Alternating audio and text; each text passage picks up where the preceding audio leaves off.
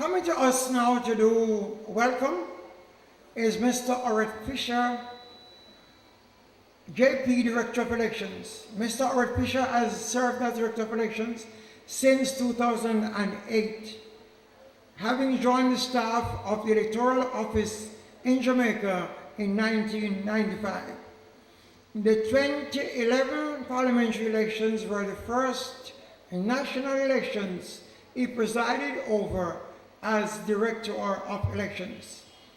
His electoral experience spans over 8 national elections, and he has represented the EOJ on numerous overseas observer missions and conferences. Ladies and gentlemen, Mr. Orrette Fisher will bring us now officially welcome.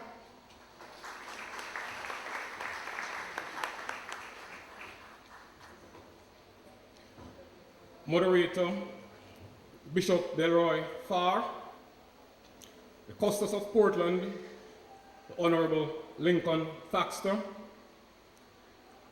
the Chair of the Electoral Commission of Jamaica, Honorable Dorothy Pine-McLarty, other commissioners, Professor Wint and Mr. Earl Jarrett, Member of Parliament, St. Mary South East, Mr. Winston Green, Mr. Stephen Williams, representing Member of Parliament Darrell Vaz of Portland West, Member of Parliament Portland East, Dr. Linville Bloomfield, political representatives from St. Thomas, Portland, St. Mary, guests, members of the media, colleagues of the Electoral Office, ladies and gentlemen, good evening. The aim of the Electoral Commission is to provide the citizens of Jamaica with a world-class electoral system, one in which they can have confidence, one in which they believe, and one that they can trust. Since the EAC in 1979 and subsequently the ECJ in 2006, the electoral system has seen a steady improvement.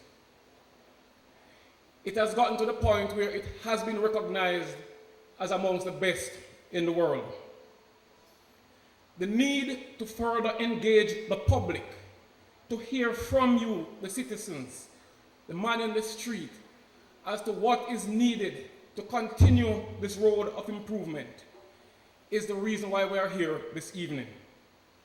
It is to this end that the Commission has decided to conduct a number of face-to-face engagements across the island and to encourage discussions and to answer whatever questions you may have, and also to learn from you by getting your suggestions.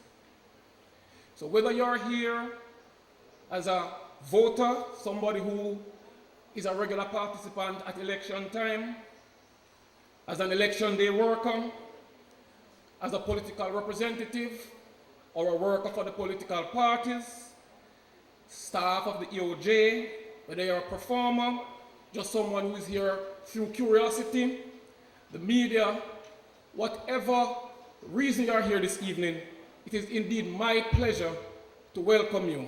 Ladies and gentlemen, welcome, and we look forward to a very engaging evening. Thank you. Thank you very much, Mr. Fisher.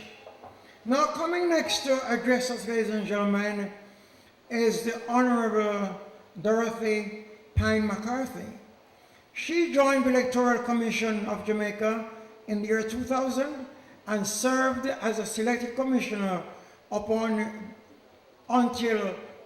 2014, when she was selected as chairman, giving her more than 15 years experience in the selected field. She has been practicing law for more than 48 years and has been a partner with the law firm Myers, Fletcher and Gordon for more than 27 years and serves on boards of several organizations in Jamaica and the United Kingdom. She is a daughter of Portland. Ladies and gentlemen, the Honorable Dorothy Pine-McLarty.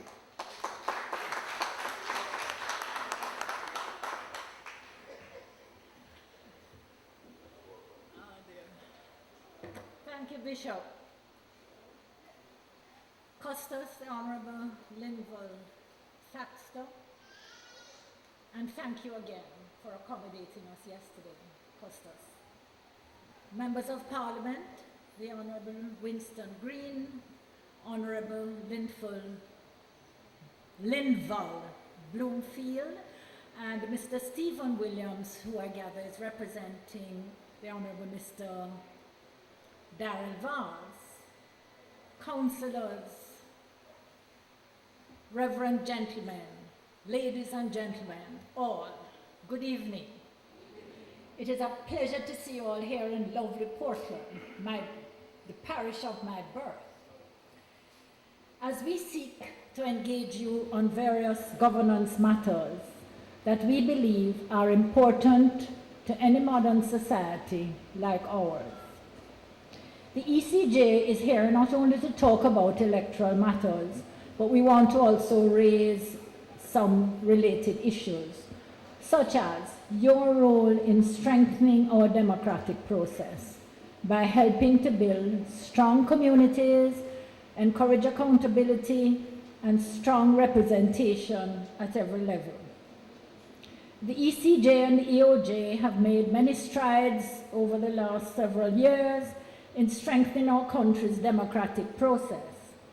Indeed, both entities have worked unceasingly to deepen and broaden our democracy. Today we have a strong and robust system of electoral governance which can be compared to the best internationally. But we are not resting. It is part of the reason we are here this evening. Before I go into my topic, which is democracy, I want to talk briefly about voter apathy and also the single election concept. Voter apathy is one of the main causes of low voter turnout during elections, according to some political commentators. Too many of our people are staying away from polling stations. Too many of our people have opted out of the process, especially the young people among us. This cannot be good for the governance process, and this cannot be good for mature democracies. What this tells us, ladies and gentlemen, is that there are too many of our people who are not exercising their important democratic right. Now, to the single election concept, whereby the local and general elections are run simultaneously. Although some legislative reform will be required, the savings could well be 2/3 the cost of one election. I had the privilege of witnessing this process in South Africa in 2013, where I was invited to be an observer. And it worked. The system worked well. Turning now to the main subject, democracy, which is one of the most critical components for us as a country going forward. What is democracy? We often talk about democracy, which we have all worked at to strengthen Jamaica. But depending on who you speak to, it is defined in various ways, such as democracy is a way of life based on respect for individuals. Democracy is a system based upon government of the people, by the people, for the people. Democracy is a form of government which can be changed without revolution and/or bloodshed. But here is a definition which I believe is most appropriate for us in Jamaica. Democracy is a system that provides its citizens with the most freedom, the most opportunity, the greatest prosperity, and the most comfortable life. In other words, creating a society in which we live, work, and raise our families. So, democracy is important for the transition of our society, of our nation, and of our country. It is therefore true to say that, like the ECJ, the EOJ, and the NIA, you all, as members of the public, as citizens of Jamaica, have a responsibility to help to deepen and strengthen democracy in this country. In fact, we must demand both of ourselves and of others that we are involved in what is going on around us, we comply with the law, we support the security forces, and we become actively engaged in the governance process and public discussions like this one. When you demand transparency, accountability, and fair play, you are helping to strengthen and deepen democracy. Transparency and accountability are essential ingredients, so let us insist on this in everything we do. When you insist on proper political representation at both the local and national levels, you are helping to strengthen and deepen democracy. When we insist that we as a people uphold the rule of law, we are helping to strengthen and deepen democracy.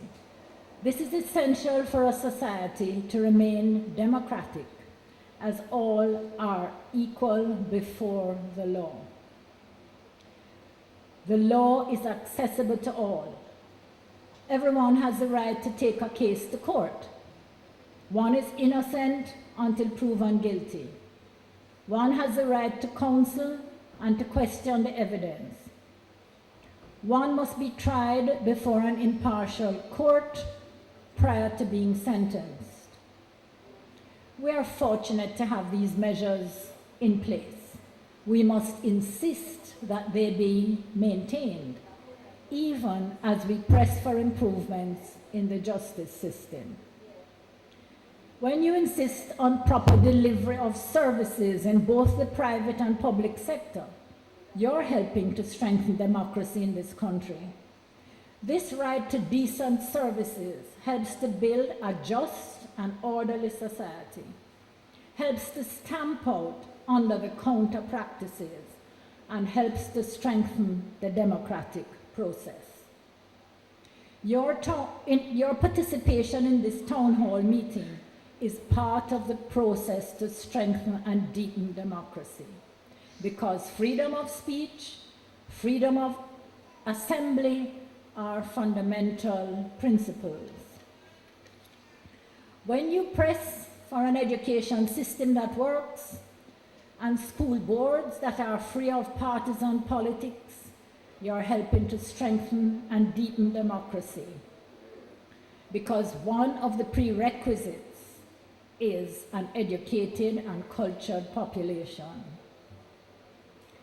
Democracy can only be sustained by a population which can participate in frank and open debates and is capable of showing tolerance. It is true to say that without depth and breadth, any debate can descend into mudslinging and allegations, which is not a situation which can build a healthy political society. We must guard against this.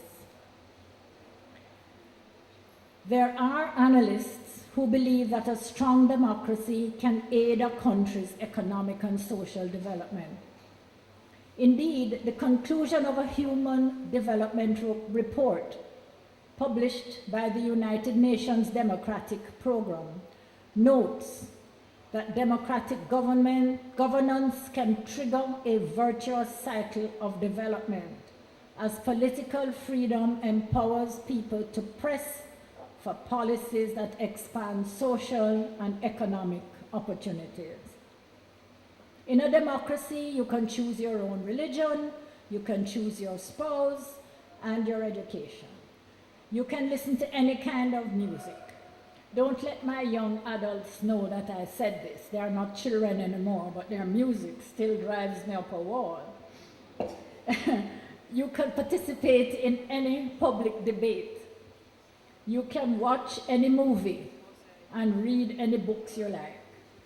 You can move around freely, and you do not have to ask permission from anyone. You can also choose freely the kind of clothes you wish to wear. You have a right to a proper justice system, a proper education, and a proper healthcare system. Therefore, based on what I have said so far, you should see the importance of ensuring that Jamaica remains a strong democratic nation, and that we must always work to improve the democratic process. It is not just about holding and participating in elections. And this meeting and this turnout this evening is heartwarming and wonderful. But if you have problems, you can address them in small groups. You know, where 2 and 3 are gathered together, I say no more. Democracy is not a system that we introduce and is self-maintaining. It is a culture that must be cultivated and nurtured. It requires the right circumstances to live and function. It is a constant process. In order to ensure that democracy remains healthy and in good shape, each and every one of us as Jamaicans must actively keep democracy alive with debates, elections, and the many other participatory measures mentioned earlier. It is essential for any modern society in the 21st century. In closing, I leave with you the words of Pearl S. Buck, the American author and missionary. And she said, "When the good people in any country cease their travail and struggle, evil prevails." Ladies and gentlemen, I thank you.